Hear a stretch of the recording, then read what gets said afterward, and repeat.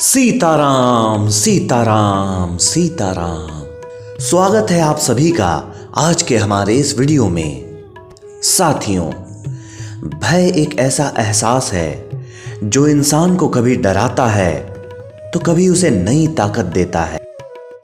ये एक ऐसी भावना है जो हमें अपने भीतर की सीमाओं से परिचित कराता है, साथ ही हमें अपनी क्षमता का सही मूल्य समझने का अवसर भी देता है।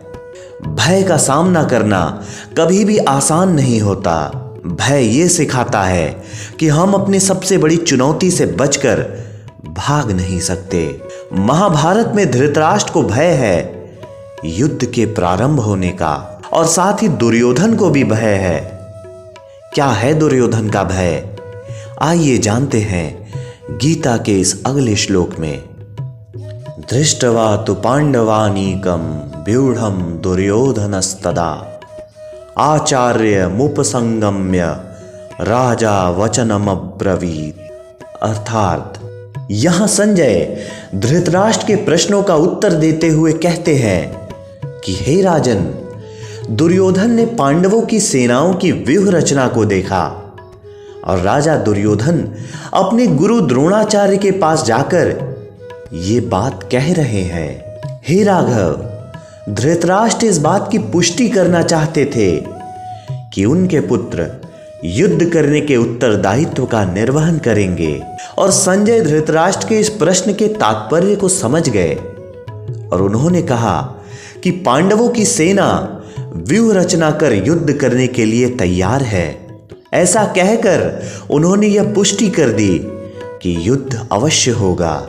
इसके बाद उन्होंने वार्ता का विषय बदलते हुए यह बताया कि दुर्योधन क्या कर रहे हैं। दुर्योधन बचपन से ही निर्दयी और दुष्ट प्रवृत्ति के थे। वो पांडवों के साथ अत्यधिक ईर्ष्या करते थे।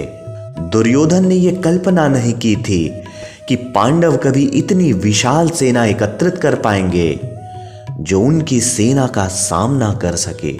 किंतु अपने आंकलन के विपरीत पांडवों की विशाल सेना को देखकर दुर्योधन व्याकुल हो गए। दुर्योधन का अपने गुरु द्रोणाचार्य के पास जाना यह दर्शाता है कि वह पांडवों की सेना देखकर युद्ध के परिणाम के संबंध में भयभीत हो गए थे। हे राघव, डर सबको लगता है, लेकिन अपने डर का सामना केवल साहसी व्यक्ति ही करते हैं।